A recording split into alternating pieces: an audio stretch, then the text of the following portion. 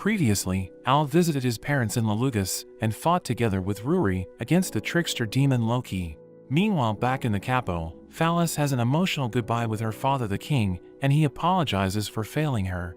Al and Ruri make it back to the guild, and Helen gets jealous of Ruri's relationship with Al, even flexing her demonic powers. The next day in the fields, a boy is picking some of the fruits, but Al catches him.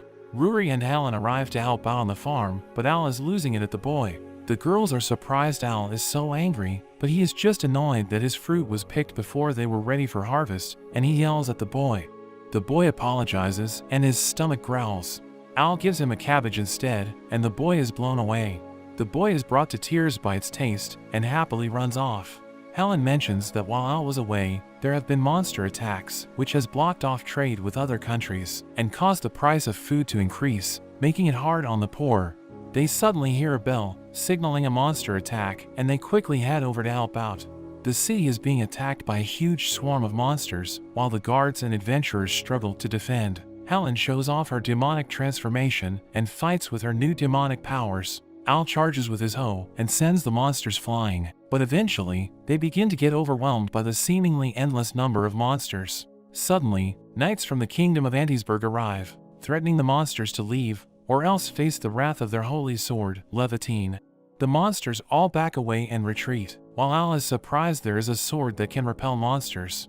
Later that night, Al polishes his trusty hoe, and Phallus visits to say goodbye. Al is confused about what she means, and she tells him that she will not be returning. Their meeting is cut short, as her maid tells her it's time to go. She thanks him for everything, and Al is left feeling confused. A few days later, the monsters have stopped attacking, and things are back to normal. Al is visited by the young boy and his mother. The mother apologizes for her son, and tells Al that, if he ever needs a tailor, he can visit her in town. They end up buying more vegetables from Al, and as they leave, Al is suddenly surprised by Rick's appearance. Al gets another letter from his mother, and Rick also gives him a copy of the paper, which shocks him as he reads it. At the guild, Helen and Ruri are also looking at the paper. They learn that Phallus is getting married to the Prince of Antiesburg. Helen wonders if it's a political marriage to get Antiesburg to protect their country.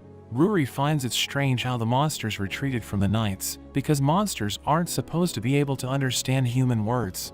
Al suddenly arrives, and tells them to read his letter. It's filled with his mother saying she loves him, and Al gets embarrassed and rips it up. He hands them another page, and the girls read his mother's report on the monster attacks. She had heard of the attacks, and did her own investigation to make sure Al was safe, but she ended up finding out that the Holy Sword of Antiesburg is just a regular sword without any special powers. The girls are shocked at how she could know this, but Al tells them to keep reading. They learn his mother was able to figure this out because she used to be the commander of the Shadow Puppets. They are suddenly shocked to hear the Shadow Puppets, but Al is clueless of what that means. They tell him that the Shadow Puppets are the most elite group of spies, able to discover any secret. Al is shocked to hear this about his mother, and they continue to read on. It turns out the monsters were being summoned by a demon in Antiesburg, but his beloved was taken, and he was forced to send the monsters to attack. They come to the conclusion that Antiesburg sent the monsters to attack, so they could pose as protectors and demand the marriage of Princess Phallus. Al is determined to save the princess, but this actually surprises the girls, because Phallus had always used her disguise magic when they were together. Al quickly corrects himself, saying that as citizens, it is their duty to save the princess, and manages to win them over. Helen tells him it would be hard to get into Antiesburg, but Al reveals he has recruited Rix as their guide. Meanwhile, in the kingdom of Antiesburg, we meet the prince, Netalus, as he meets with various leaders who want his protection from the monster attacks. He says that there is only so much he can do with one holy sword, and they all try to offer him exceptional deals for his protection. Later, Netalus is overjoyed with how his plan is going, and orders the demon, Gazelle, to attack even more countries. However, Gazelle wants to stop the attacks, not wanting to see more of his comrades be sacrificed. But Netalus beats him, and reminds him that he has his girlfriend captured. Phallus suddenly comes in, and tells him he can't treat his servants like that. A guard comes in and reports that there is a delay on the carriage for their ceremony, and the prince loses it. But realizing that Phallus is watching, he tries to compose himself, and tells her he is looking forward to their ceremony. Phallus returns to her room, and wishes she could see Al again, but Netalus is outside, and wonders who she is thinking about.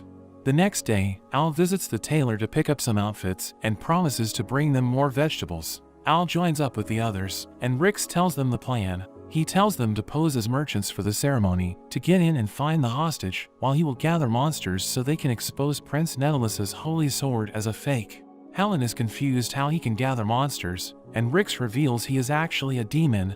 They're all shocked, and Rix explains he is also a member of the Shadow Puppets, and was taken in by Al's mother when he was young. He reveals that there are quite a number of demons that blend in with humans, and apparently the demon being threatened fell in love with a human girl but ended up in the hands of the prince. Al swears they will save everyone, and they commence their mission. They arrive at Antiesburg, and successfully make it past the gates. Al is confident with their disguise, posing as farmers, but the girls are not very impressed. They go over their plan, which is to sneak into the castle and rescue Gazelle's sweetheart, and then take her to the church, so they can get Gazelle to confess that the Holy Sword's power is fake. As Al heads to the castle, he is instantly stopped by a guard. He says he is delivering vegetables to the castle, thinking his plan is foolproof. But the guard finds him suspicious, and they end up getting chased by all the guards. Helen tells Al to go on ahead, and throws him into the castle. Al happens to land exactly in the right room, and tells the girl to come with him so they can save Gazelle. The guards come running in, but Al uses his vegetables, and handles the guards. The girl is chained down and can't run, so Al ends up carrying her while he runs from the guards. Al ends up meeting up with the other two, but they have to quickly run, as they are getting chased by all the guards. They see the church, and the girls tell Al to save Phallus while they handle the guards.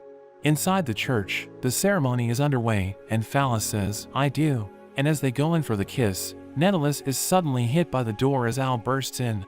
Phallus is overjoyed to see him, but Netelus says that Al is a villain, here to capture the princess. Al then tells everyone that the prince is the villain, and his holy sword is a fake. Netelus asks if he has any proof, and even the king tells Al that he has seen the sword's power. But Al says he has proof, and a guard suddenly reports that the kingdom is under attack by monsters. We see Rix, as he summons the monsters to attack. The guests tell Netelus to use the sword, but as he calls for Gazelle, he sees him reunited with his beloved. Rix brings the prince the holy sword, but he hesitates to grab it. Al says it's a fake and throws it at a monster, which destroys it with a single bite. Gazelle then reveals the truth to everyone. He controls the monsters with a demon flute, and says he was blackmailed by the prince to send monsters to attack the other countries. The king asks Netelus for the truth, but he just laughs and says they realized too late, and he has already sent a huge swarm of monsters to attack the capital. Gazelle is confused because he never made such a command, but Netelus says you can lure monsters in by just spreading monster carcasses. Netelus gloats, saying it's already too late, but Ruri and Helen burst in and say that the capital won't fall so easily. After their last battle with the monsters, the guards and adventurers had asked Ruri to retrain them. We see them as they hold their ground against the monsters. The king cries in gratitude, and Al tells Phallus she doesn't need to get married. The guards come rushing in, and Netelus orders them to capture the intruders. But they all throw down their weapons, and Ruri and Helen reveal that the guards switched sides after they explained the prince's evil deeds to them. Netelus is outraged and charges at the king, but he gets stopped by a radish, and Al beats him up. Netelus is taken away, and Phallus jumps on Al, telling him that she loves him. Ruri is confused and jealous of the princess. Al tries to say it's all a misunderstanding, but even the king thanks him and welcomes him into the family. As the king leaves, he is stopped by Rix, who hands him a letter proving that Netelus was just a pawn for someone else, and he warns the king to be careful. After that, they all celebrate at the guild, and the guild master tells Al that everyone has been requesting him for quests, but Al reminds him he just wants to be a farmer. Phallus visits the guild and rewards the adventurers for their help defending the capital. Helen wonders why it feels like she knows the princess, and Al panics. Phallus returns in her disguise, and Al can't handle keeping the secret. Phallus officially meets Ruri and declares that she is the one that will be with Al. Al can't handle them and just leaves to tend to his crops. He harvests his vegetables, but Ruri and Phallus have followed him there. They ask who he likes more, but Al just tries to distract them, talking about his vegetables. Ruri wonders if there is someone else that he likes, and Al says that there is. The girls are shocked to hear this, but Al quickly runs away. Back at his house, Al looks at a photo and reminisces over a girl called Olivia. But that's where this video ends. Remember to like and subscribe to the channel so you don't miss the next video. Thanks for watching, and I'll see you next time.